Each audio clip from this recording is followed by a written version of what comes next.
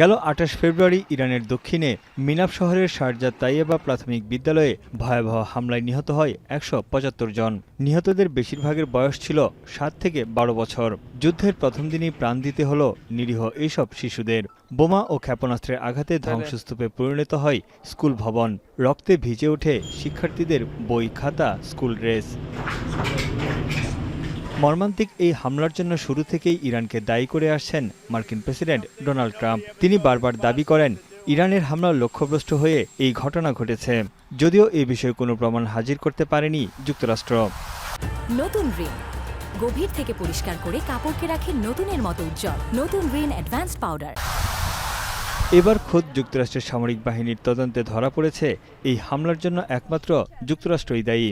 প্রাথমিক তদন্তে জানা গেছে, বিদ্যালয়টিতে প্রাণঘাতী টমাহক ক্ষেপণাস্ত্র দিয়ে হামলা চালিয়েছে ওয়াশিংটন।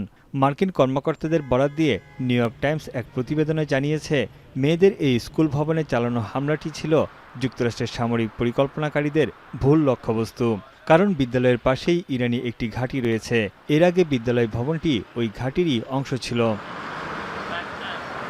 তদন্তে জড়িত সংশ্লিষ্টরা জানিয়েছেন, মার্কিন ডিফেন্স ইন্টেলিজেন্স এজেন্সির দেয়া পুরনো তথ্য ব্যবহার করে হামলার স্থান নির্ধারণ করা হয়েছিল।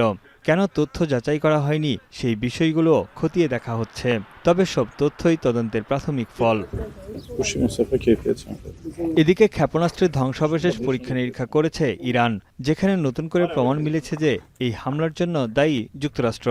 ক্ষেপণাস্ত্রের কিছু টুকরোতে উৎপত্তিস্থল, প্রস্তুতকারক ও যন্ত্রাংশের সিরিয়াল নম্বর রয়েছে। এগুলোর উপরে লেখা মেড ইন ইউএসএ। তাই যুক্তরাষ্ট্রের বিরুদ্ধে যুদ্ধাপরাধের অভিযোগ তুলেছে তেহরান।